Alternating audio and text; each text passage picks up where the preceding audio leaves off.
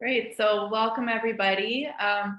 I want to thank everybody for coming and thank the Saltzman Institute of War and Peace Studies, along with the Harriman Institute and the Columbia Center on Global Energy Policy for co-sponsoring this panel on such a fascinating topic with this distinguished panel of experts. My name is Allison Carnegie. I'm going to moderate the panel today. So, we're here because in the wake of Russia's invasion of Ukraine, we've been witnessing this rapid escalation of Western sanctions on Russia. And this has raised many questions as we seek to understand the effectiveness of the sanctions, their limits, the larger geopolitical consequences. And the answers to these questions are vital as the West crafts its policy response moving forward. But many disagree on the path forward. And so to understand whether the sanctions are effective, I think we first have to understand their goal. So at what point should the West remove them? Can it even really undo the damage that has been done? It may be that the West will only be satisfied with Russia's withdrawal from Ukraine, or maybe there's a middle ground compromise position that would be acceptable. It could even be the case that the West is using the sanctions to deter other states like China from similar actions, or maybe they represent the West's need to be seen as doing something in front of its domestic audience. And I think the answer to this is really important for anticipating the West's next moves. And so turning to sanctions effectiveness, we not only care about whether the sanctions can influence Putin's behavior, but also how it's reshaping geopolitics more broadly. So part of the answer to Putin's reaction also likely depends on how the Russian public and the oligarchs react to the sanctions and whether Putin and the oligarchs can find workarounds. And so thinking beyond this current conflict, sanctions could also even have these far-reaching consequences. So, what happens if maximal pressure by the West fails to achieve its goals? Will countries stop relying so heavily on sanctions as a tool of statecraft? Will they lose faith in the United States? And given how much damage the sanctions are causing, would countries seek to reduce their dependencies on the West? Is this even possible? Are we heading into a unification period in Europe, remilitarization? Will the weaponization of the financial system undermine the dollar as the reserve currency? Will it undermine the US-built trading system? So many questions to think through. And to do so, we've assembled an expert panel on these issues. So first we have Richard Nephew, who is the author of The Art of Sanctions and an expert on the use of sanctions for deterrence and impact. And he most recently served as the Deputy Special Envoy for Iran in the Biden-Harris administration, and previously served as Principal Deputy Coordinator for Sanctions Policy at the Department of State, and as the lead sanctions expert for the US team negotiating with Iran during the Obama administration. He served as the director for Iran on the national security staff, where he was responsible for managing a period of intense expansion of US sanctions on Iran. He served in the Bureau of International Security and Nonproliferation at the State Department and in the Office of Nonproliferation and International Security at the Department of Energy. He holds a master's in security policy studies and a bachelor's in international affairs, both from the George Washington University. And then we have Julia Friedlander, who is the C. Boyden Gray Senior Fellow and Director of the Economic Statecraft Initiative in the Geoeconomic Center at the Atlantic Council. She served as Senior Policy Advisor for Europe in the Office of Terrorism and Financial Intelligence at the US Department of the Treasury, where she collaborated with EU partners on global sanctions policy and combating illicit finance. And she also served as the Director for the European Union, Southern Europe, and Economic Affairs at the National Security Council, and was charged with coordinating US interagency policy on transatlantic relations and the European Union. And before joining the Treasury in 2015, she held multiple analytical positions within the CIA, focusing on global economic stability and energy security. And Julia holds a BA in European history from Princeton and an MA in international economics and international relations from SAIS. And then we have Alexander Cooley, who is the Claire Tao Professor of Political Science at Barnard College and an Academy Adjunct faculty member at Chatham House. From 2015 to 2021, he served as the 13th director of Columbia University's Harriman Institute for the study of Russia, Eurasia, and Eastern Europe. And his research examines how external actors, such as emerging powers, international organizations, multinational companies, NGOs, and Western enablers of grand corruption have influenced the development, governance, and sovereignty of the former Soviet states. He is the author and/or editor of 8 academic books, with his most recent being Exit from Hegemony, The Unraveling of the American Global Order, which was published by Oxford University Press in 2020. He also serves on several international advisory boards engaged with the region and has testified for the US Congress and the Helsinki Commission. He earned both his MA and PhD from Columbia University. So thank you, all 3 of you, for joining us on this panel today. So Richard, let's start with you.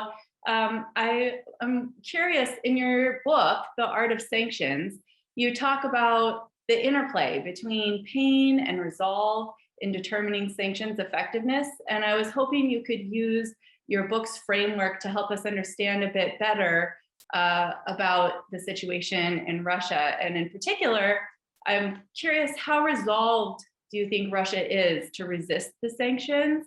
And can the West inflict enough pain in order to make them effective? Great, thanks very much for the question. Thanks very much for having me here, Saltzman, and thanks very much to everybody who's joining us here. You know, I think it's the right question to start off with, you know, because ultimately, you know, the whole play here is to ensure that the Russians are, you know, feeling sufficient pressure to, you know, change their approach. That's the whole reason why you decided to impose sanctions in the first place with the United States, the EU, and the partnership. You know, while some folks have used the word punishing and had, you know, spoken to the idea that Russia and Putin in particular must be punished for the steps that he's taken, that's actually not the strategic rationale for the decision to impose sanctions. You know, the objective here is to make the decision to invade Ukraine sufficiently costly that the invasion stops. And in that regard, it's not just simply sanctions either. It's sanctions as part of an embedded international strategy that brings together a number of countries, you know, each of whom, you know, have different things they can do, either sanctioning or using diplomacy, or as we've seen, especially in the last 24 hours, supplying military support to the Ukrainians as they seek to defend themselves. And so, you know, within that context, the role of sanctions really is to help demonstrate to the Russian government and to Putin in particular the costs of the invasion and to make them back down. And so the theory has to be that those costs have got to be pretty high in order to overcome the desire that Putin had in the first place to launch the invasion. And that's what I refer to in the book as being essentially the resolve, you know, function, you know, the degree to which the desired outcome that caused sanctions to be imposed in the first place is sufficiently strong. I think the Russians have demonstrated, and Putin in particular has demonstrated over the course of the last several years, the degree to which they hold the status of Ukraine to be pretty important. You know, a number of colleagues here, and looking at Alex in particular, you know, can speak to specific instances of the Russian government calling out the importance that they attach to what goes on in Ukraine and the relationship that they seek to have for whatever reason with certain people in Ukraine and so forth. But I think you can also see the attachment that the Russian government has to avoiding Ukraine falling within the broader orbit of the West as opposed to being in its own. And they cared enough about all those things that they were prepared to run the risk of conflict in 2014. They're prepared to run the risk of conflict here today.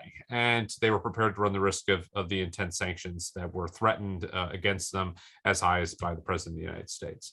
Now, they may have thought at the time that those were empty threats. And in fact, one of my big concerns from the sanctions episode earlier is that the Russians took all the wrong lessons from it. That the lessons they took was that the West was unwilling to stay the course, that it saw its own interests as being sufficiently important, that they were unwilling to take risks that potentially imperiled their own access to energy and so forth. Or that that Russia could get away with doing some things, and that it wouldn't pay either an appreciable cost because of infighting within the West, or because the Ukrainians themselves were incapable of mounting a serious response. So they may have thought entering this conflict that they only needed to have a certain amount of resolve because they wouldn't have to accept that much particular pain. But I think the end result is still that they have demonstrated that they're prepared to take, both this very serious step and to absorb, serious consequence as a result of all this. And Putin in particular has demonstrated that he's prepared to go quite far. So my suspicion, my belief, and my expectation on the basis of what we've seen is that they're quite resolved to resist sanctions, that they think that time will eventually lead them to fracture. Putin today, and I don't have the quote directly in front of me, but he said something to the effect of, look, the Americans are running to the Venezuelans, they're running to the Iranians. They will at some point, concede here. They don't have the willingness to stand. And potentially in his mind, he looks at cases from Afghanistan to Syria to Iraq itself, and sees the United States as unwilling to stay the course.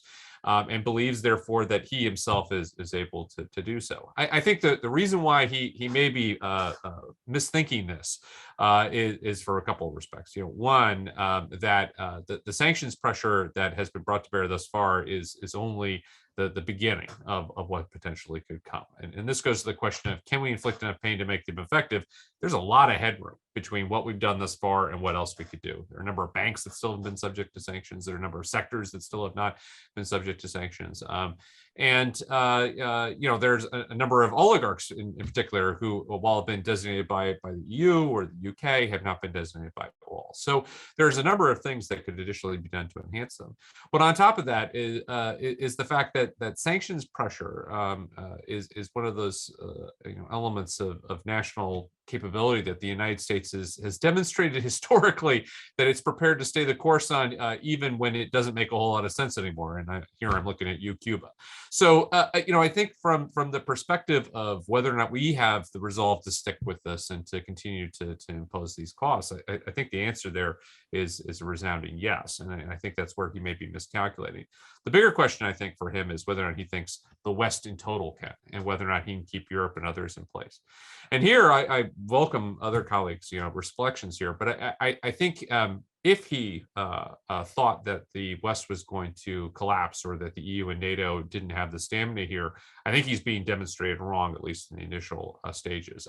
I think there is now a recognition that this threat from Russia is real, it's sustained, and it's systemic. And so I think from that standpoint, the cohesiveness that we've seen this far, I think is likely to persist, at least while there is still an attempt to help moderate some of the impacts and avoid sanctions that are too aggressive, like, for instance, going after energy supplies. So my guess is at the moment that in fact, both the resolve equation for Russia is pretty high, our willingness to continue imposing costs are pretty high. So really, it's a question now mostly of time. And that's where I think this is a crisis that's likely to persist for some time while we are still testing each other. And while we're thinking about this unity and unification of resolve and purpose that you're speaking about, will that extend even beyond the sanctions regime? Are we seeing sort of a reunification of Europe and potentially beyond, or is this just a temporary phenomenon? Yeah, I mean, again, I welcome other colleagues' thoughts on this, but it seems to me, based on what we experienced back in 2014, 2015, and what we're seeing today, that there's been a real sea change here. While there may have been people willing to excuse, the seizure of Crimea and to look at, well, should Crimea even have been in Ukraine in the first place, and to look at everything that was going on in the East and make excuses as well for why it seemed acceptable. I think there is a recognition that what Russia is doing today is a significant breach of even the flexible borders that have been attached around Russia. And I think that augurs rather well for international cohesion. Now, I think the big question and challenge for me is, as opportunities to dismount from this whole crisis come up, whether or not that can be sustained. And I think that's where there's going to be some real tension. One could imagine this coming from both sides. The Ukrainians, one could imagine, would be prepared to accept, as long as it meets their own red lines, a deal that potentially the rest of Europe is less willing to accept, or that the US is unwilling to accept, because our interests and desires here are different. You can imagine Poland in particular, having a demand for recognition and respect for its territorial sovereignty and integrity reflected in any kind of deal that the Ukrainians may be interested and supportive of, but they care less about than they care about their own interests. You can imagine the US saying, we are prepared to remove sanctions on the vast majority of things that we've already targeted, but actually we're going to keep those high-tech export controls fully in place because we've got broader concerns with regard to Russian nuclear modernization and other such things. You could imagine, any number of variations there. So I think, if the Russians are in a position to offer something that is attractive to some members of the partnership and not to others, if the economic costs from oil and gas prices being as high as they are, go as high as they can go, you could certainly imagine at some point, some portion of the partnership saying, we're done here, while another portion of the partnership says, no, we need to stay the course. And I think that'll be a real test of the Biden administration. It'll be tested of the EU and others, which thus far have been able to manage to stitch together a pretty diverse and pretty significant coalition. Thanks so much. Julia, turning to you. So, as Richard was speaking about, these sanctions are really inflicting a lot of pain. And I'm wondering, do you think that the sanctions are going too far? So could they be destabilizing? Could they be counterproductive? Or do you think even that they're not going far enough? Thank you. And thanks for doing this today, for having us. I think you could make any of those arguments. I think that there are, again, going back to what is the actual end game of the sanctions, right? First, it was to use threat as a deterrent, to say, we're going to come down hard on you if you do this. That didn't work, again, because I think, as Richard said, they didn't believe that it was a credible threat. Certainly didn't believe that we would lock up all the central bank reserves overnight. And then we're in this sort of weird stage now where we're actually using sanctions as an act in this weird asymmetric war to actually use a financial mechanism to try to stop a war before Russia actually flattens Ukraine. So that is a strange place to be in for sanctions, right?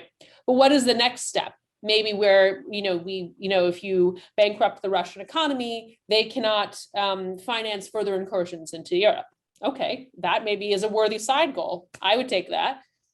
And then lastly, it's the idea of punishment as a deterrent, right? As the signal to others that if you go down this route, this is what may come to you. We could discuss whether that's actually possible given the mechanisms that we've used. But each of those are sort of legitimate goals, so to speak. What I personally think now is, if the purpose is to run the Russian economy into the ground, we're well on course to do that. The country is likely to default, right? They're saying they're going to service external debt in ruble. That's a technical default. Okay, so you can't double go bankrupt. Okay, so you can certainly continue to impose. We could list, there are more things there. I could list all the state-owned enterprises. You could put for blocking all the banks. You could do a jurisdictional blocking on Russia. You could, and of course, there's the third rail of gas. But the utility curve of the sanctions response, once you've driven the economy into free fall, what is the return on that investment? I would say. Right. And so I think, and I do perceive that, as the US government and its partners are, of course, preparing further escalatory options, they're going to have to wait and see what happens now in Russia, right? Because because of the unprecedented nature of what we've done, essentially isolating a G20 economy, we can argue over whether we want to make the analogy close to an Iran level kind of isolation over the course of days versus years, right? Both Iran campaigns turned out to be that, that there are going to be untold consequences to this. We don't know. And because the decisions were made so fast in this sort of heat of emotion and panic and anger, I know that the calculations were not made. In each of these meetings, you sit down and you say, okay, what is this? What are the negative consequences? What are this? That are negative consequences. But the need to do something very, very impactful, very fast, did not leave the room for all of those calculations about what the unintended consequences are. And that's what's happening right now, right? What's going to happen to commodities markets? What's going to happen to, global credit? there could be currency spillovers, sovereign spillovers, and of course effects on global supply chains that could, cause tertiary conflicts in other regions. And so I think that there is time now to sort of take a little bit of a step back and say, let's calculate that out before we continue on this path.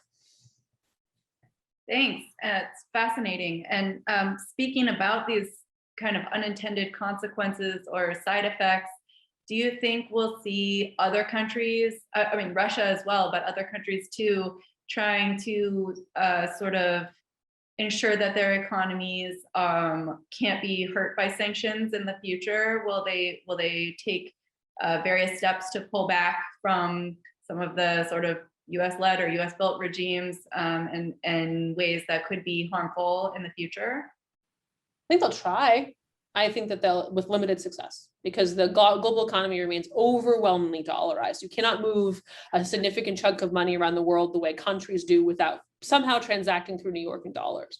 But Russia tried, right? They de-dollarized. If the US had chosen to freeze central bank reserves on its own, then we would have only gotten 8.5%.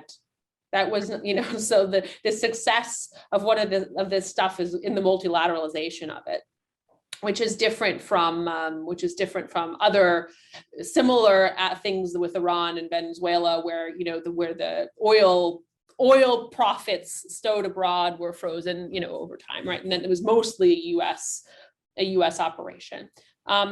So that I think is sort of a precedent. I do think that countries are going to look at this and say, is there any way that I can avoid storing my my sovereign wealth in jurisdictions that were supposed to be the safest in the world, and now are suddenly turning into the riskiest? What I think is interesting about this, of course, because the retreat from the dollar led to a growth of the euro.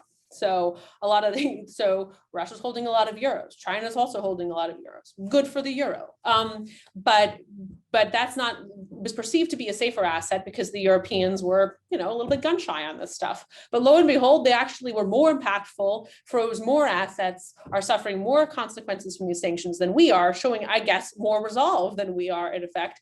So that should also alter the calculus as countries like, oh God, the EU, like the euro is going to turn into a dollar, right? And so there's that aspect of it. But over the longer term, I think this is the ultimate test for whether maximum pressure campaigns in this constellation of financial tools is going to work.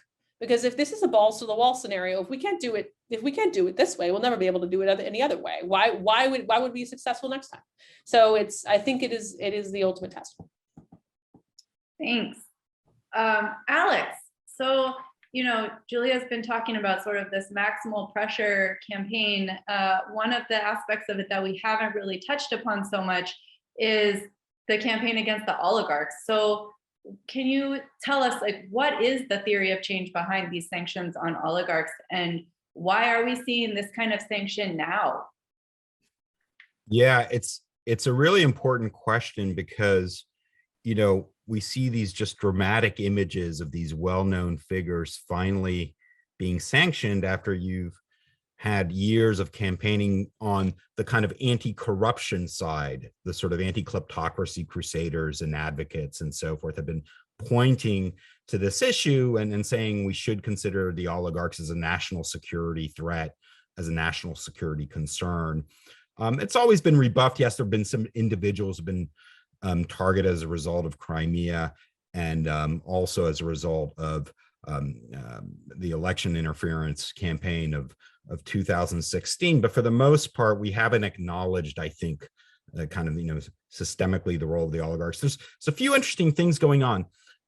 I'm actually not sure that the theory of change is going to work out. If the theory of change is, in fact, that this is a close decision-making influential circle who are likely to affect the calculations of sort of Vladimir Putin. I think Putin's in his own tunnel. I think maybe in 2014, certainly before 2012, that might have been true. There might have been, some channels for influence.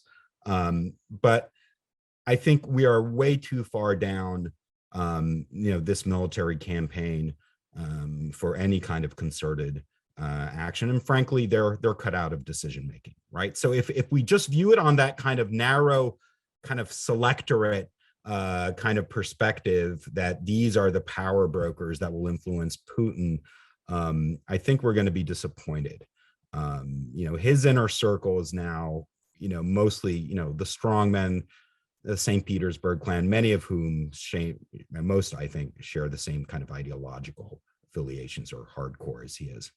But it is an important signal for a couple of reasons. One is, as we've maintained in the study of kleptocracy, kleptocrats do two things in oligarchs. They launder money, right? They have to find ways to turn money that was either illegally or suspiciously acquired and turn it into something that's protected. And it's protected by putting it in jurisdictions where the rule of law is paramount. And so that's why, banks in the UK, luxury real estate are all afforded protections in the West. And so even if you sort of take discounts or sort of, haircuts having to move something around or having to buy at overinflated prices, it's still a store of wealth in times of sort of uncertainty.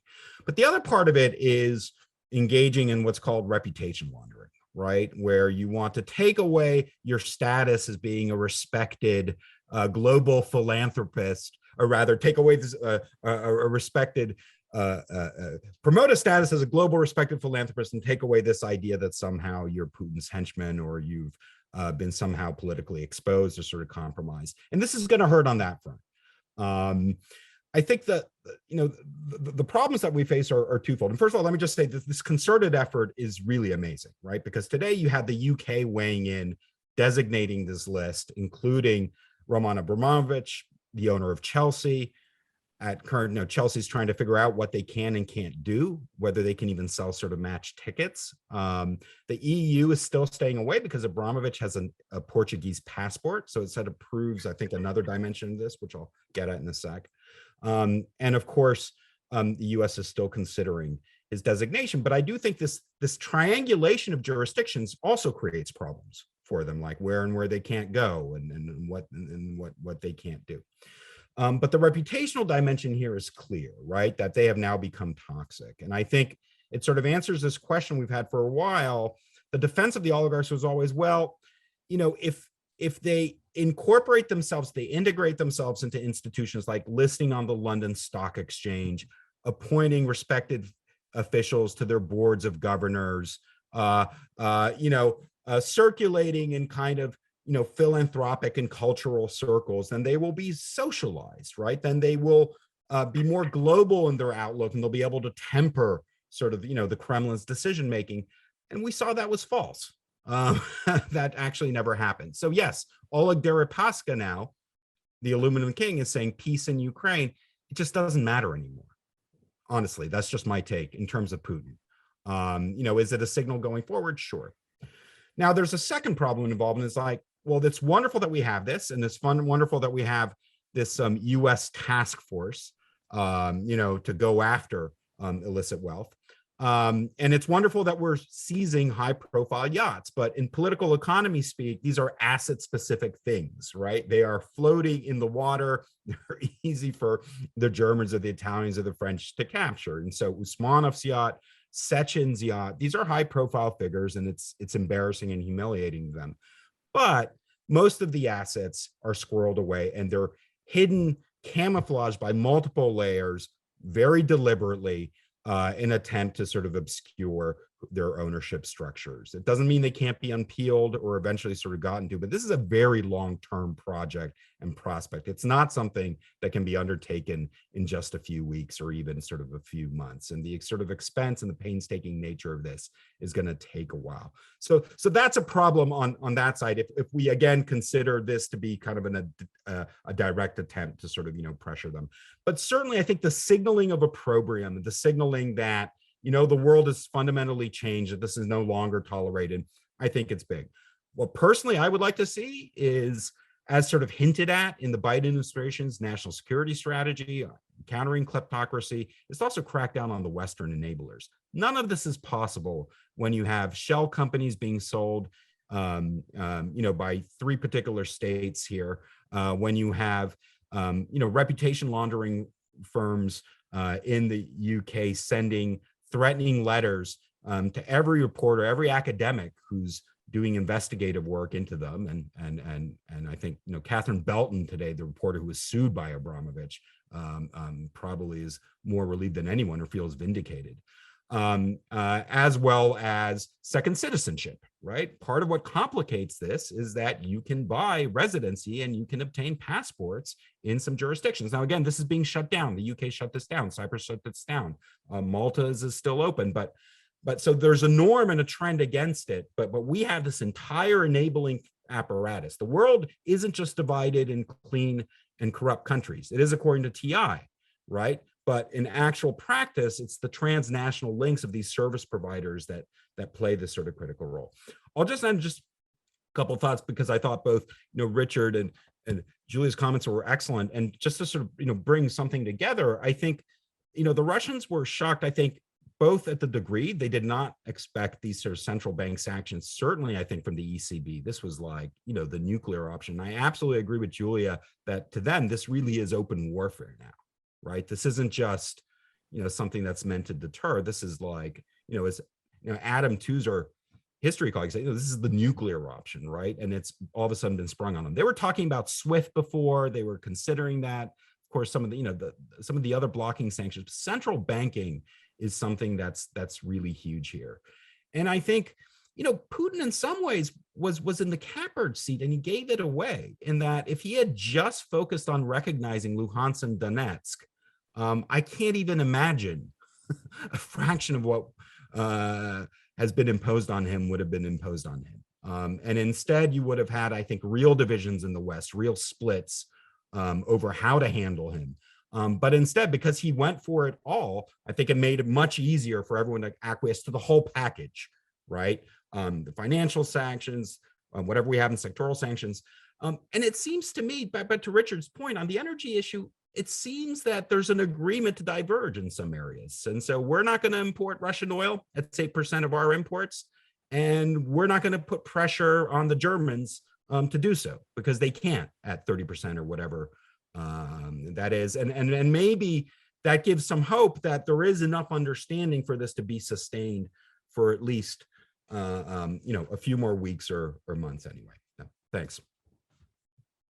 Yeah, really fascinating. Just like a quick follow-up on your discussion about the oligarchs, which I thought was so interesting. How do you think that the oligarchs will be able to find workarounds for these sanctions, or do you think these are really? Do you think it would take, as you were saying, a crackdown on Western enablers in order to really, hit them hard? Yeah, I mean, I think they're all hedged and they're all protected to some degree. I mean, not having an inner view into sort of Abramovich's or Usmanov's sort of, bank accounts. I mean, there are professional wealth managers whose job it is to not only camouflage this, but to use third parties and intermediaries for these different assets. I think the blow to them is that, some things are really in the past now, right? So Londongrad is never going to be reconstituted because part of the sanctions are a travel ban that the UK put in. So they're never going to enjoy, access to the UK. So Usmanov himself, he's Uzbek Russian, quite rich, very close to Putin, is reportedly back in Uzbekistan now, right? So you can, I think, deglobalize the oligarchs, and that affects their reputation, that affects their prestige, but I think they're probably hedged enough to be able to live comfortably. I think the question of what this does to their political behavior, I think it's fascinating, but it's open. I wouldn't want to sort of speculate on it, whether it leads them more directly to Putin or whether it's just say, oh my God, we really overdid it. What were we thinking? Or whether they're just like really angry. Really interesting. Thank you so much. So we have a number of questions from the audience, and feel free, anybody, to jump in to answer. So the first is, what is China's role in all of this? I knew China would come up. So will China bail Russia out, and to what extent can it? And then it says, Yes. So yeah, will China bail Russia out, and to what extent can it do so? So I'm happy to take a first stab, but then other folks should jump in here too. So look, I have been and continue to be on record with being pretty skeptical about how tight this brotherhood is between the two of them. I think that there is a marriage of convenience that often manifests itself in international fora, especially at the UN and other such places. And I think that there's a shared perspective on dealing with the challenges that come from the West, come from the United States and others. And I think that that does mean at times they work together well. But I think that the Chinese interest is always going to be what's good for China. And is it good for China to get themselves in a lot of grief with the international financial system and with the United States and European banking regulators by doing a whole lot to bail out the Russians at this point? Maybe not so much. And that doesn't mean that there won't be some activity there, but especially when you're talking about the big financial houses in China, the big banks and so forth, I think that there's going to be a marked reluctance to get too into Russia and to helping them out. I think that what you might see are smaller concerns, doing some of that work, and the bigger ones staying out, which is something, again, we'd seen in the past with regard to Iran as well. I think that if and when they do that, though, it'll also be to China's advantage. So this is where you're going to see pressing the point on discounts when they're buying oil and gas in particular. The Chinese are not going to give help away for free. They're going to expect to have something as a benefit that'll come from this. And they're also not going to want to undermine their own broader interests. So, for instance, a lot of people have talked about eventually, if there's a decision by Europe to ban oil and gas exports into Europe, well, that's okay, because all that oil and gas, or some vast majority, will just go to China, and then the market will kind of shift itself out. I don't actually think China wants that per se. They may be prepared to take more, but there's a reason why China has set some of the import targets that it's got from the Middle East and other places. They've managed to, over the years, keep basically in a reasonable sort of proximity what their numbers are of imports from Iran and from Saudi Arabia. And one could make an argument that they could have gotten a lot more Iranian oil a lot cheaper, especially in the last year or so, when they believed that they could get away with it. But they haven't. And the reason is not because the Iranians won't sell it, right? The reason is that the Chinese are uninterested in buying it because they've got broader issues and they've got that bigger fish to fry. So, I think that they could definitely help, and they may definitely help, but they will help to the extent they want to help. And it'll be enough that if the crisis passes and Russia's on the other side and they're still dealing with Putin, they'll be able to say, we helped you out in the time of need and work together. There will always be suspicion that they could have done more. And if, on the other hand, in 6 years, there's a whole new government in Russia and they're working away with them, then they're working away with them, and they're going to preserve their options in space there too. I think. Fascinating. Alex or Julio, do you want to jump in on this question? Sure. I mean, I entirely agree. I think if you're China at this moment, you're looking at like the two aspects of the cooling effect. One, which is the threat of U.S. censure. Secondary sanctions are always an option. And then the other is just financial sense, right? What's the profitability of extending a line of credit, or for that matter, a swap line to Russia right now? Everything comes off a balance sheet on both sides. So, I think that there's a financial calculus there, just as much as a political one. Again, anyone who's negotiated a joint statement after a meeting knows that some of these things are only worth the paper that they are on. So I agree. Great. And I know Tom Christensen, who is the interim dean and SEPA's China expert, is also in the audience. Invar, do you mind unmuting Tom so we can hear from him as well? Okay, I got promoted to panelist, so you're a ringer, Tom. You're a ringer. That's why we had to. I think the Chinese and Russian relationship is a little bit closer than Richard lays out. Although he's right that they're not, formal allies, and they have a lot of differences between them. But China does not want to get hurt very badly by this situation either. And my sense is that China has been snookered by Putin They got very close to him right before the invasion. I think they had a sense, we read those New York Times reports, they had a sense that something was going to happen in terms of an attack. But my guess would be that they were surprised by the intensity and the sweeping nature of the invasion.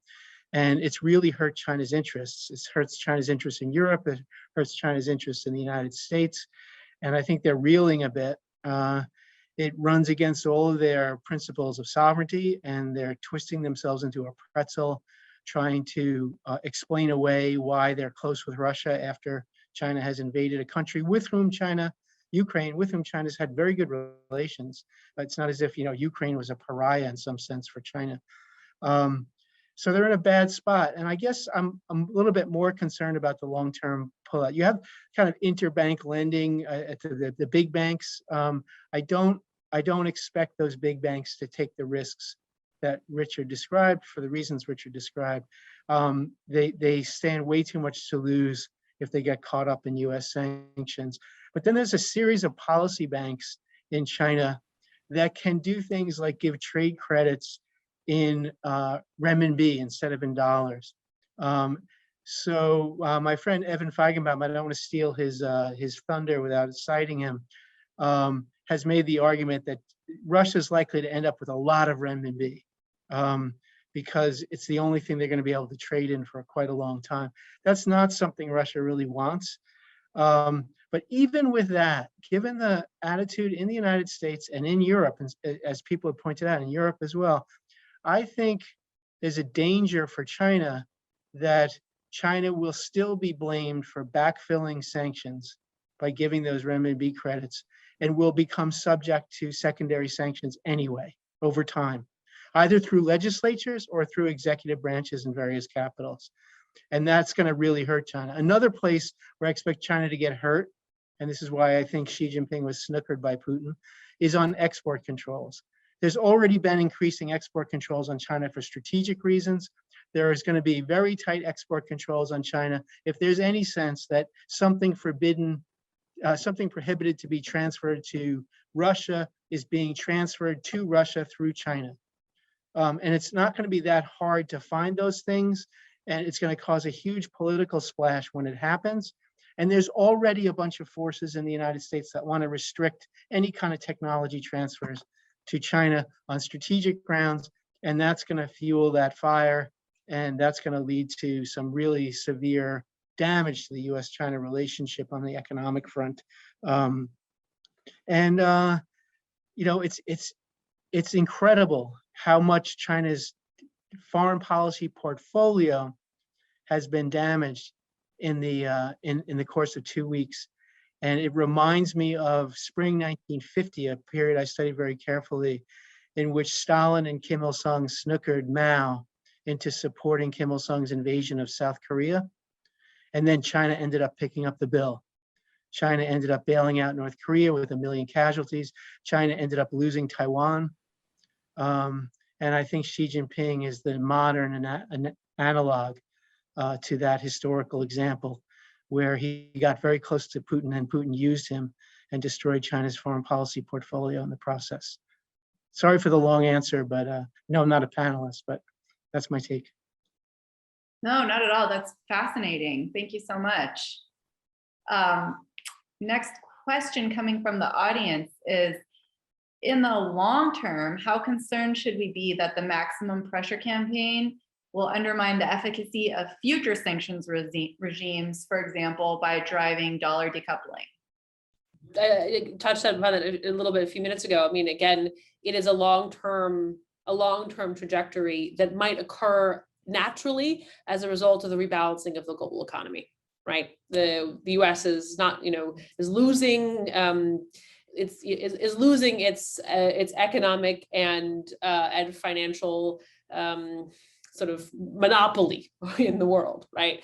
And that will be a natural progression. I think that we will probably see an overwhelmingly dollarized economy remain because of convenience, because things, things don't change as fast as perhaps the composition of domestic economies do. Financial systems are probably more stuck in the mud than economies are, and trade relationships. But again, it is a longer term concern. And I think that there is, countries as a result of this are probably going to say, to what extent can I put my money somewhere else? And it will erode the ability for the US to, even though you can still inflict a lot of pain, it's just that the leakages are going to be so clear that the sort of efficacy of designing a sanctions program around these so central ideas of, we want everybody in the dollar system so that we have the power to take away that dollar system. Well, the more people you push away from the dollar system, right, then you have no more leverage. This is just sort of the irony of being good at what you say you're doing. Protecting the US dollar is the sort of the premise for a lot of our sanctions programs. And but essentially you need countries to transact illicitly in that dollar for you to make that policy sustainable. It's sort of this hidden irony there. But I mean, a lot of people say they're talking about the future of course, digital assets and the ability to use those to have alternative financial networks. Of course, that is a major consideration. It would be a complete revolution in how we transact and how economies work, and the plumbing of the financial system and commercial banking could look entirely different. But I still think we're in such a nascent stage with central bank digital currencies. I mean, my team here, not me personally, actually, my team does a lot of work on CBDCs, and over time, we are going to, the U.S., there was an executive order yesterday from the White House acknowledging this, that the U.S. has to step in and sort of say, maybe the largest, the owner of the dollar isn't going to have a CBDC right away, because there are major implications if you're Sweden with the corona, that it's like the experimentation has a fewer consequences than if you're the Federal Reserve of the United States. But at least to put your imprimatur on the functioning of a CBDC, so that others don't design a model that's not compatible with our Western values, and that has less to do with monetary factors than surveillance, actually. Really interesting. And just, thinking a little bit further about other impacts on future sanctions regimes, I'm also wondering, if this maximum pressure campaign isn't actually perceived to work or to achieve its desired ends, will states be less likely to turn to sanctions in the future? Will the unity be harder to achieve in the future? Will US leadership be compromised? What do you see in the future if the US and other states want to pressure another country? Will their ability to do so be harmed or cast into doubt, or will other levers be used? There are other levers can be used, right? Trade wars, export control wars. I mean, there are all kinds of, we call it economic statecraft. You can do a lot of other things that don't rely on the actual financial system. And that's where other countries have a lot more leverage over us, right? Just because of the premise of the dollar. So that's what that you're going to see asymmetric responses, right? Sanctions and counter sanctions, but you can respond to, and this is actually something that the EU is thinking about this right now, to say, like, what's our anti-coercion instrument? We're actually going to say, okay, maybe we can respond with exclusionary tax policy in response to a sanction, right? So it's it opens things up for a lot more creativity, which is a scary little world to be going into. And so I think that's what the overuse of US leverage can also pressure other countries to do, is to think, okay, well, they've done that before. What are our points of leverage now, right? Yeah, but I do think that this is an ultimate test of this stuff, to see whether it's a feasible policy option. So it is an open season. So, I mean, if I can just, two observations. I mean, I don't disagree with any of that. And I share the concerns about overuse of sanctions in particular, and have written about it too.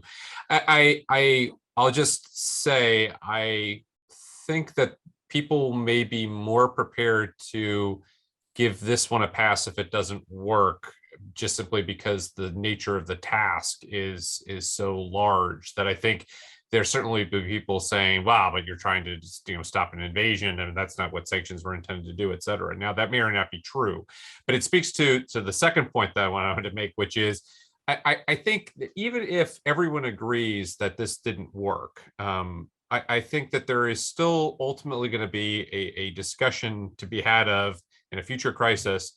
Yeah, but what else can we do? Right. And that doesn't mean it's right to do it.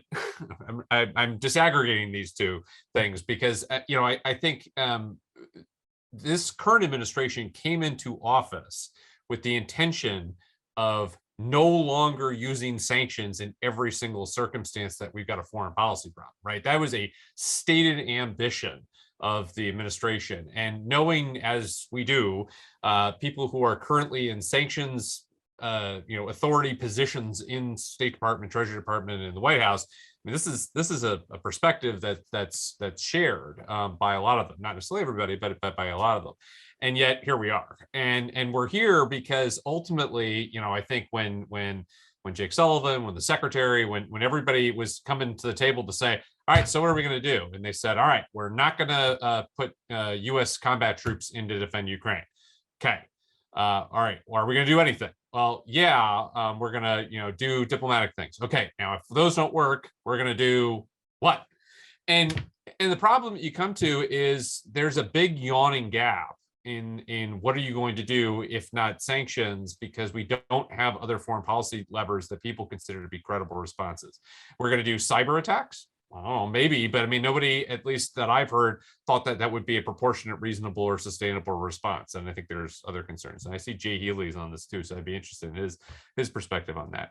We're going to, do a whole bunch of covert operations, covert action. Let's question here for a second how successful that's going to be in this space too. So anyway, long way of coming to.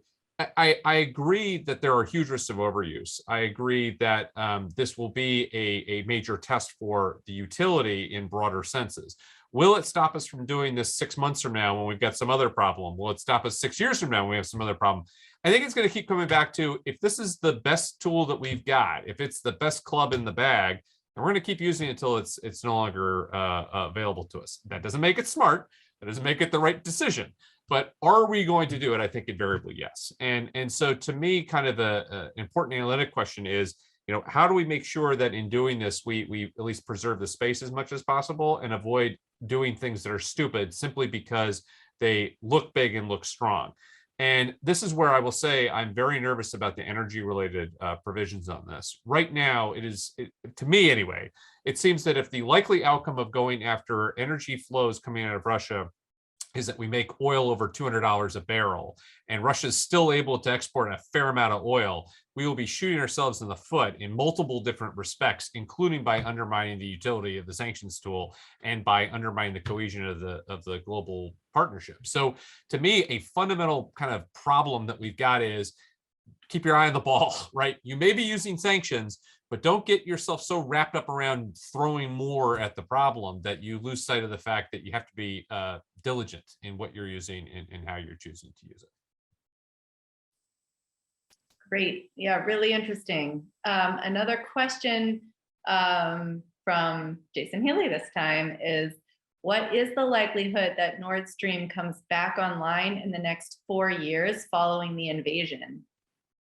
I'll take a whirl at it, but I think all of us need to answer this because I think that that there may be some debate that Jay's involved in here about whether the likelihood is high.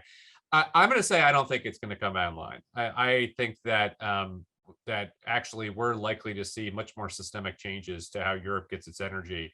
I think Nord Stream 2 is too easy to avoid doing it. There are all sorts of questions about its utility in general. So my bet is no, I don't think that Nord Stream 2 is coming online, even if there are significant changes in Russia. But I want to hear what Julia and Alex think. I think it's completely dead. It was already conceptually dead in a lot of people's minds already 2 years ago. And they didn't, first of all, there's inertia. Second of all, there's no giving in to the Trump administration. So there, I think that it was a long time coming. And then it was just a question of, we've heard enough from the Americans, we've heard enough from the Europeans, other Europeans. Now, because we know we're going to essentially have to do it at some point, what is the right point to kill it, right? Now that we've pushed this so long, how do we maximize our leverage? And I think the Germans did the right thing in the end. I mean, not that I would agree with Nord Stream 2, I'm just saying, after all that drama, holding out to the right moment was the right decision. It's dead. Yeah, I can't disagree. I think it's dead too. All right, and this is a more general question. So what do you, in your view, is the biggest misconception surrounding the sanctions? And can you break it down for us? The biggest misconception was about SWIFT. I think that was the idea that this was the nuclear option. I mean, we've shown that wasn't the nuclear option. So, obviously SWIFT being a messaging system, and that, it's a nice cherry on top, but unless you actually sanction the bank, de-SWIFTing, it's not going to really do much. I mean, there is stuff that gets gummed up in the works. And, I think European banks in the process of the bank of, they have lost some assets that were currently in the process of making their way through the pipeline. But I think that was we did it because for Ukraine, it ultimately seemed like it became this ultimate symbol of unity and support. But specifically speaking with European counterparts, it was just, I didn't understand why it became such a huge issue for them in the debate, why suddenly they would say yes to freezing central bank assets and then be like, oh, but SWIFT. So just a question of clarification. Others on misconception? I'll come at it from a different angle, actually. I have been surprised at how concern about the sanctions in part of the world I study, especially post-Soviet Central Asia and parts of the Caucasus, not all the Caucasus, have actually trumped concerns about territorial integrity. Like, that's my initial readout. I was in DC on Monday and I had discussions at a Central Asian embassy, and this was the overwhelming issue. And the sort of line was, well, we can't export through Iran. Xinjiang, we have these restrictions. We're tied to Russia. Like, our oil is blended. What in the world do you want us to do? Like, you design an economic policy for us in this. And sure, they didn't like the pictures of the Kiev. They were concerned.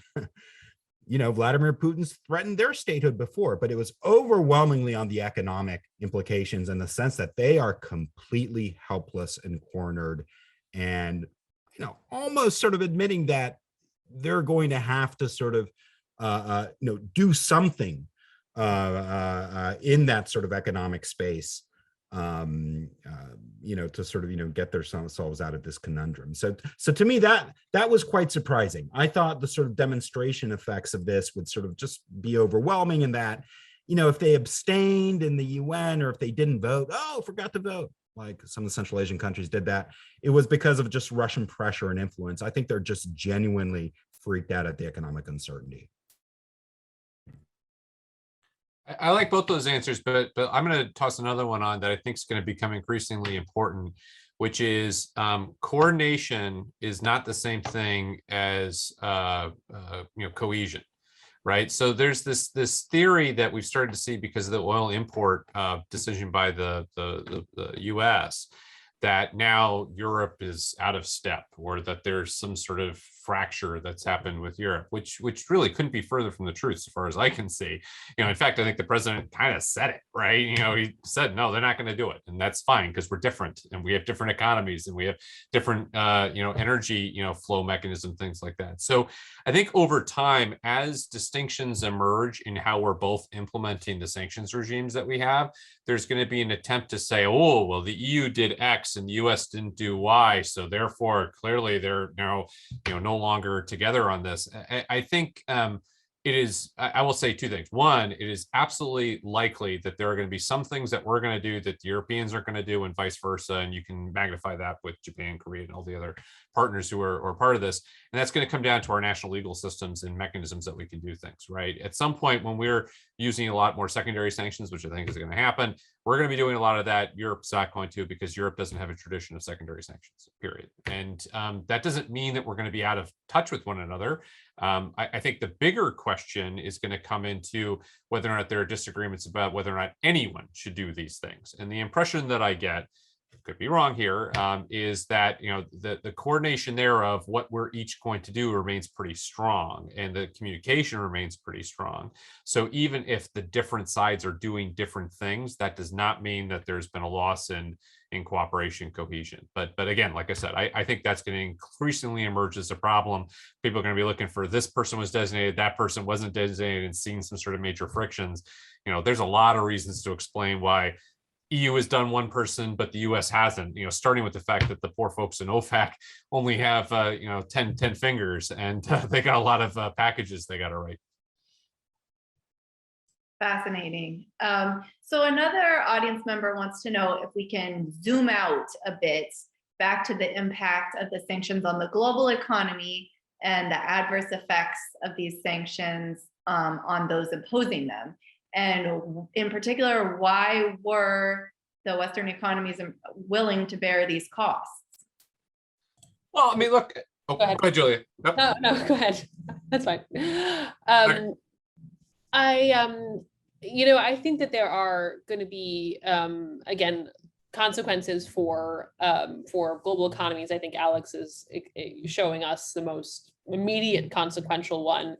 Spillovers in sovereign markets. I mean, again, a lot of developing countries in Africa, for example, are in a COVID debt hole, and increasing their grain prices through the roof is not going to help that at all. And so rising prices lead to people going onto the streets. So that's sort of like second and tertiary effects. I think that the Western economies are ultimately able to, they're able to manage this, right? And I think that you see from statements by Christine Lagarde, like if there's any sort of banking crisis that emerges from this, they're going to spend their way out of it, right? And then take on initial debt. And so you see, and of course there's this big EU Council meeting in Versailles right now. Of course, the irony of being in Versailles, please choose a different castle. But I think that, is that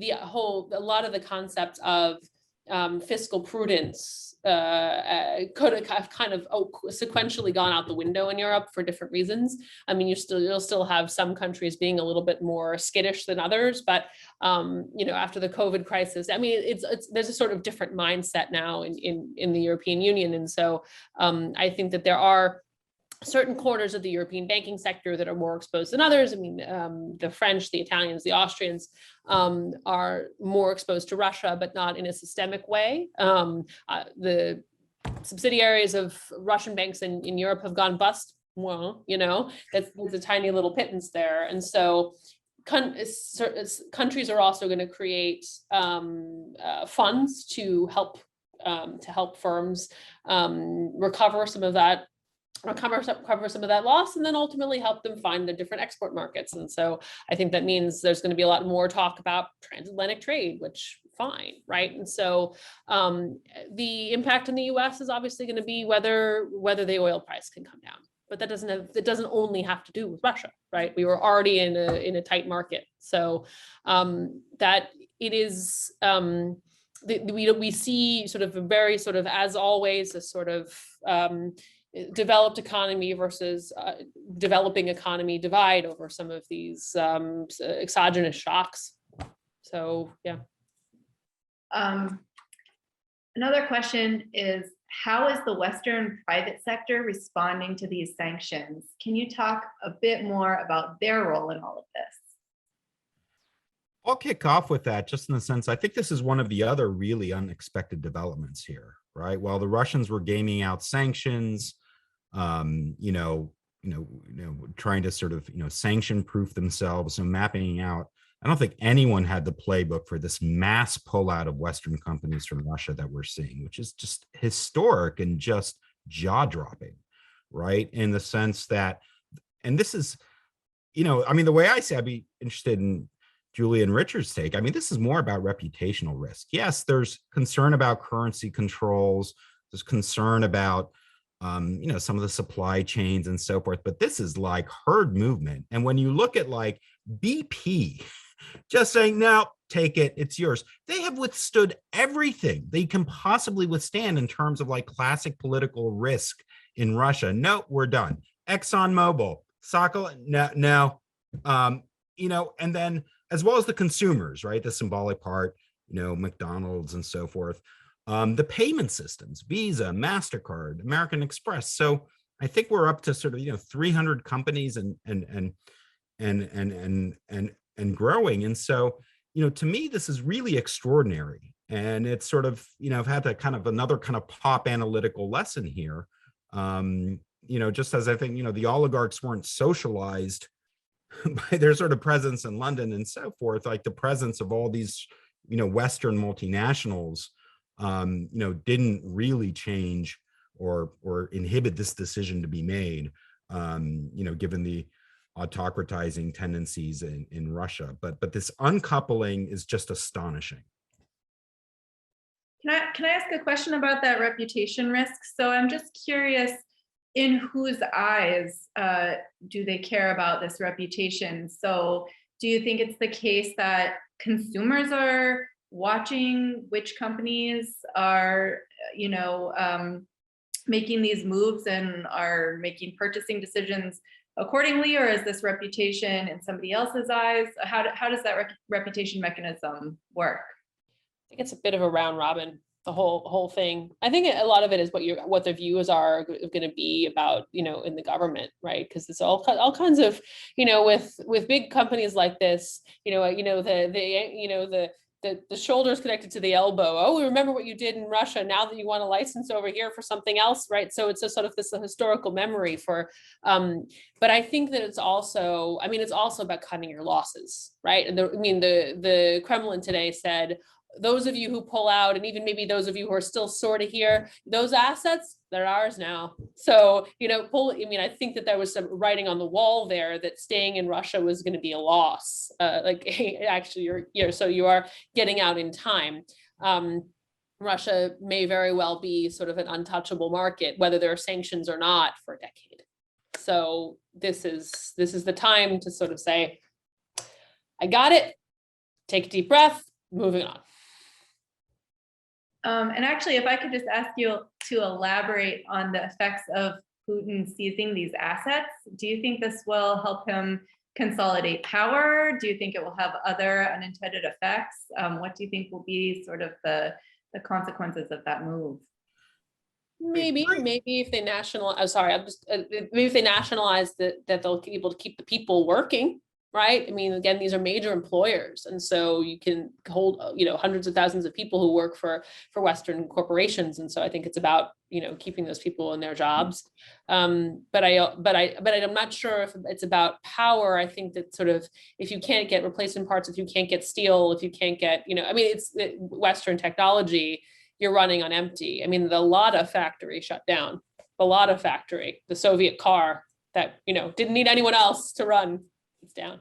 So yeah, I mean, the scale of this is truly astonishing when you consider that aircraft are going to run out of spare parts in a couple of weeks, and the Chinese have just come out and said nope, they're not going to sort of supply them. I mean what Putin's done in the past with sanctions is that he's tried to make a little bit of lemonade out of the lemons, and he's tried to reward his politically loyal backers with, you know, these new kinds of sectors, right? So, you know, post Crimea was agribusiness, right? That sort of took off as, you know, part of the Russian economy and so forth. But that's just a whole different scale of this, right? You know, this is just, you know, economic and political survival now. I mean, he probably can't help but think strategically and domestically, but, you know, where do you start and what concessions do you offer and so forth? And I'll just jump in with one observation too. Since I just spent a few days in Houston, attending CERAWeek, the oil and gas conference and energy conference more generally, and talking to a number of companies and people who were there, the overall impression I got was that the reputational risks were so much more significant, in part because there was a long lead up to all of this. 2014 kind of came out of nowhere for people who weren't really paying attention, and it was a more muted thing that was kind of confusing, and there was all these weird politics that no one really understood. 3 months ago, the United States came out and said Russia is going to invade Ukraine, and it shouldn't. And then it spent the last 3 months saying Russia is going to invade Ukraine, and it shouldn't. And all these partners got together and tried diplomatically to stop this. And everyone was begging Putin not to do it, and they did it anyway. And when you compare the previous to today, I think there's a little bit of a shock factor that it actually happened, notwithstanding. Everyone thought he was going to do something more clever, or at least some people did. I will put my hand up to suspecting he was going to do it all along anyway. But I think there was a general sense that he's too smart for that, he's too clever for that, and then he did it anyway. And so I think the public presentation of that has been bad. I think it's convinced a lot of companies that they're on the wrong side of history here. And then you have one company buy one spot cargo of oil and get pilloried for it. I mean, absolutely pilloried for it.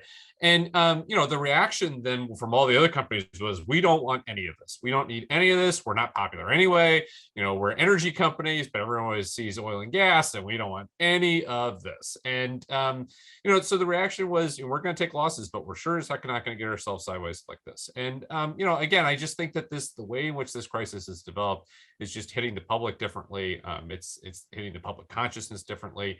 And therefore, it's having just these knock-on effects to all these companies as well. So, Julia said it's circular and it's all involved. I completely agree, and that's to the extent that it's even getting a lot more popular interest in this. I mean, you look down my street, there are Ukrainian flags flying in a bunch of houses in a random suburb of Washington, D.C. That did not happen in 2014, and it's because this is just seen as materially different, I think, and it will continue to be, I think. Great. So another question taking us in a slightly different direction. Thinking about the landscape in Latin America now, what changes do you expect as the US looks for alternatives in the energy sector to Russian resources? So thinking in particular about countries like Venezuela. That's an itchy question. No one's jumping up to answer that one. So look, I'll say a couple of things. One, I think in the Venezuela space in particular, we all saw the news over the weekend that there was a U.S. team that was going to go talk with the Venezuelans. I think it's important to step back.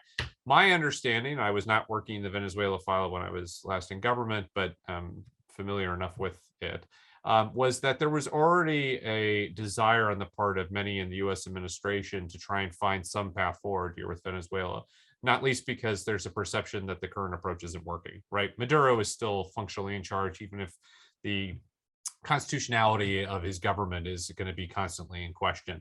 And so there's a desire to unstick this. And so you, in my opinion, you could have seen a delegation going to talk to Venezuela about undoing the sanctions and trying to find some negotiated path forward here, even if we weren't in this current situation. And candidly, I think what at least we've seen in press, I don't know what's going on behind the scenes, from Jen Psaki and others, is there's no deal.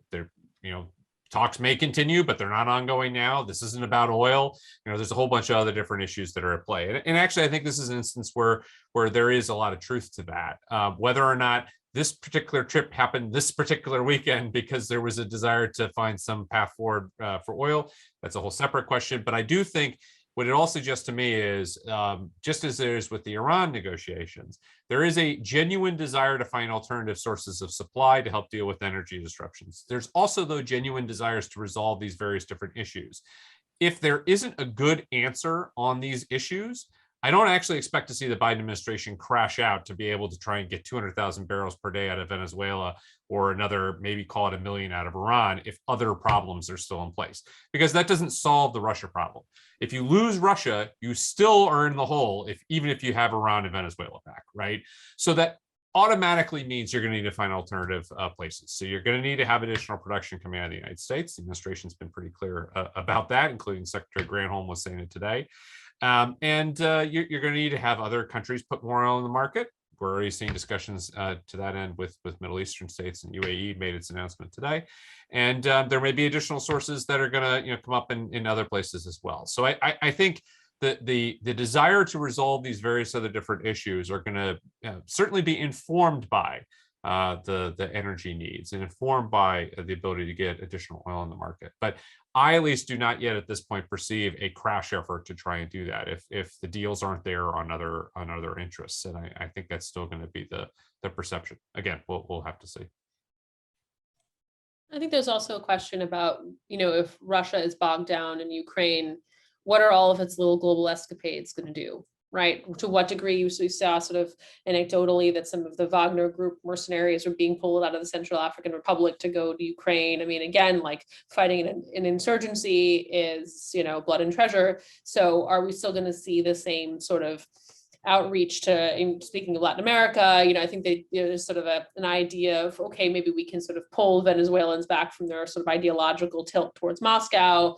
The little green men showed up in Caracas as well. And so, the whole Putin Bolsonaro buddiness. I mean, some of this either, very right-leaning Latin American governments or left-leaning Latin American governments have found some allegiances or at least sort of used Russia as a sort of intellectual supporter there might be some room to sort of wiggle that out of the way, right? I mean, I think that there probably, again, I'm not a Latin America expert, but I think there probably is maybe some aspirational hopes dangling out there.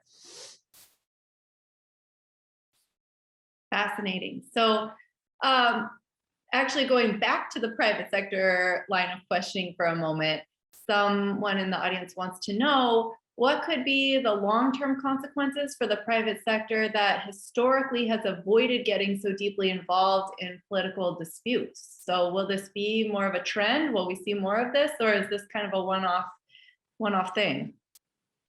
I think that this is a trend of trying to, and I'm not necessarily think it's a bad one, where you bring firms into government decision-making more actively, because there's always a disconnect between the decisions and the executors. So that what I don't like about sanctions, and when you're in the government, you think about policy, you think about isn't this a brilliant strategy? That's actually the easy part about it, right? Like the execution is done by the private sector, by compliance, by so it's like if you were actually fighting a real war, your soldiers would be at the front, you would communicate to them what their mission was. The firms are required to uphold U.S. law, but not U.S. ideology. They can be sort of, as politically agnostic as they want. We've seen sort of the effect on this is that, you can't, it's either you lobby not to be regulated, right? Or you just say, yes, sir, right? And so I think that there's, and this was, of course, I saw that sort of cropping up in the China context, where all these different, regulatory options are coming on the table, outbound investment screening and all that, right? You have to know how firms are going to be able to implement this stuff and what's actually technically feasible before you regulate. Of course, there are always no, comment periods on this stuff, right? But those are a little bit pro forma. Governments really sort of decide to make these decisions themselves. And so if a long-term consequence of this, not only in the Russia context, but also in the China context, is that governments sort of bring the private sector in, not as being lobbied or sort of, catering special interests or whatever, but as sort of decision makers around the table, because so many of these conflicts are going to be borne out in economic, financial, and regulatory ways, that's probably a long-term win. Richard and Alex, do you agree? I do, and I'll add on top of that one of the things that I found very, very useful about having left government in 15 and then coming back in for the last year is I went into government straight out of graduate school, and so my working experience was entirely government service. Then I came out to the private sector, was at a great university, but also had experience in consulting, was talking with banks, was talking with financial services firms, all sorts of companies. And the couple of things I learned were, one, how folks out in the real world, read the documents that come out of government and how they don't read them, how they overread them, how they overinterpret guidance, how they take things to the 10th degree when people weren't even thinking about it. But by the same token, how there are often assumptions of some sort of omnipotence or far-reaching thinking on the part of government people who you chose this word as opposed to this word, when the reason why is it was 10 o'clock at night, it needed to get done, people were really tired, they just picked it, no one knew the difference, and so they just put it in there. I mean, come on. And the best example of this, I have to say, it goes to the Iran sanctions from 2011, which there was the words crude oil used in how one could get into exemption from certain sanctions. And, when you actually put the word crude oil, that says something to people who don't know anything about the oil market. When you say it to people who know something about the oil market, they say, what the hell does crude oil mean? This is, not, 1952. We need to have a conversation about, what exact products you want, what you don't. And by the way, crude oil doesn't include condensate. So this is very important, very significant. But those kinds of communications aren't had unless you have people either with private sector experience or have the ability to actually talk to the private sector and to say, if we did X, what would you do? We're not telling you that we're going to do X, or we're not telling you we're not going to do X. We just need to understand what is the thing that you do in response. And I very much agree with you gotta have safeguards to avoid the appearance of impropriety and giving favoritism, all that kind of stuff. But it should never be a bad thing to actually understand a little bit better what is going to happen and how people are going to react. And I actually think we need more of it. I think we need more communication between the two. I think we need more understanding between the two, whether or not that can be done on a human resources level or certainly in a communication standpoint. And so I actually think that that is a unalloyed good that comes out of this. Now, where I'm a little bit more nervous is still on the overcompliance question, where people are still overinterpreting some of these things and taking steps that they might not otherwise do. And that's a problem that government still has to sort out with the private sector. But I think everything else that comes along with that, to me, is an important element to this that actually might improve the use of sanctions. It might improve compliance with them. And it certainly will avoid people doing things that they don't need to do. Excellent. So we are running low on time. So we're going to do the last question, which is going to zoom out. And our audience members wondering, what should we watch out for in terms of the economic war? So, what are the most important decision points in the coming weeks and months? And then if you just have some sort of closing thoughts, feel free to share those as well. I would say asymmetric responses. So the ability to sort of like pile this and pile that and pile the other, and you continually have to respond in this sort of vicious cycle that spirals out of control, right? Because that's how some of the people, these doomsday scenario people, sometimes in the middle of the night, I've become one of those people that you see how war spreads. And I think that we are in a moment of uncertainty about the economic and political impacts of what we're doing. The Russians are smart. They could do something that we really don't expect. And then we have to respond to that. And we're involving some other region of the world. What if they did something in Venezuela? Well, what would we do there, right? And so that's the uncertainty that scares me the most. Yeah. Richard or Alex? I mean, I'll let Richard have the last word, but right now I'm just really concerned that the two sides still feel there's something to be gained from the battlefield, right? And we're just still so far away from having some kind of strategic endpoint that we can even talk about what would be those benchmarks to sort of put a timetable to have even discussions about lifting some of these. And I think that's the most concerning, and sort of a sense of powerless, like it's in neither side perceives in their interest to sort of stop. And as Julia said, in that kind of context, when other things become linked, unexpected sort of, also escalatory dynamics, that's to me is the most kind of frightening part of this. And so, you know, I want to get to the stage where we can have some sort of framework that at least, you know, we debate, we discuss, yes, let's have some, you know, divisions and, you know, in the West over what's being proposed, but we're still really far from that point. Richard, last word. Yeah, I agree with all of that. I mean, I'll say, and it's slightly related, but it is slightly I would say that the strategy that was currently being pursued by the U.S. and by our EU partners was presupposing more battlefield success by the Russians, right? I think there was a theory that they were going to be doing better than they're doing, and so therefore the response needed to be commensurate with the things that they were doing.